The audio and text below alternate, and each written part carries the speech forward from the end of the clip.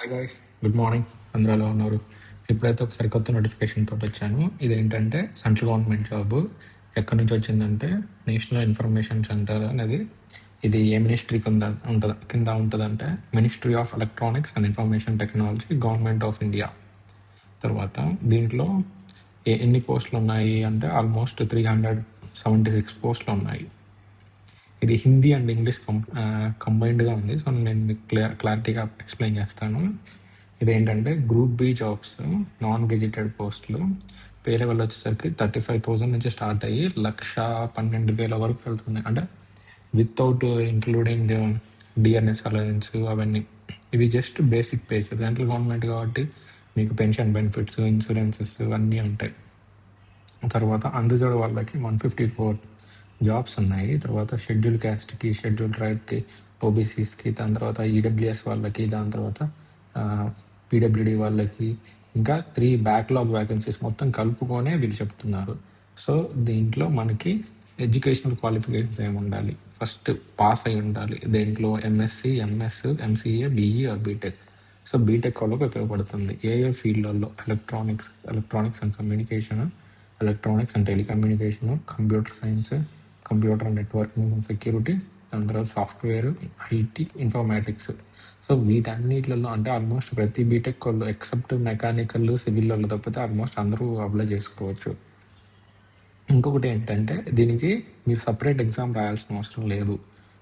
Already మీ gate score ఉండిద్ది కదా, దాన్ని బట్టి మీకు ఇచ్చేస్తారు. ఇప్పుడు 24, 25, 26 అంటే ఈ 3 ఇయర్స్లో మీ గేట్ రాసింటే ఆ గేట్ స్కోర్ కార్డులు అప్లై పెట్టేసి మీకు ఒక మెరిట్ లిస్ట్ అనేది వదులుతారు. ఆ మెరిట్ లిస్ట్ ద్వారా మీకు ఉండిద్ది. గేట్ ఎగ్జామ్ కూడా ఎవరెవరు అంటే ఈ ఫీల్డ్ వాళ్ళు. తర్వాత ఇంకొకటి ఏంటంటే కంప్లీట్ డీటెయిల్స్ అంటే ఈ జాబ్ గురించి కంప్లీట్ డీటెయిల్స్ అనేవి ఇవ్వలేదు. ఎందుకంటే మనకి గేట్ 2076 అనేది ఇంకా అవ్వలేదు కాబట్టి. ఒక ఎప్పుడు వస్తుంది అంటే within 10 days from the date of announcement of results gate 2026 results వస్తే ఒక 10 days తర్వాత మీకు కంప్లీట్ నోటిఫికేషన్ అనేది వస్తుంది. సో ఇది అనేది మీకు ఏమన్నా ఉపయోగపడుతుంది అనుకుంటే సేవ్ చేసి పెట్టుకోండి. ఇంకొకటి ఏంటంటే ఎన్ఐసి వాళ్ళు మాడిఫై చేయొచ్చు, క్యాన్సిల్ చేయొచ్చు రిక్రూట్మెంట్ అనేది. అది వాళ్ళ ఇష్టం. మ్యాక్సిమం క్యాన్సిల్ చేయరు, ఎందుకంటే సెంట్రల్ గవర్నమెంట్ అనేవి ప్రీ ప్లాన్డ్గా ఉంటాయి. అది గైస్.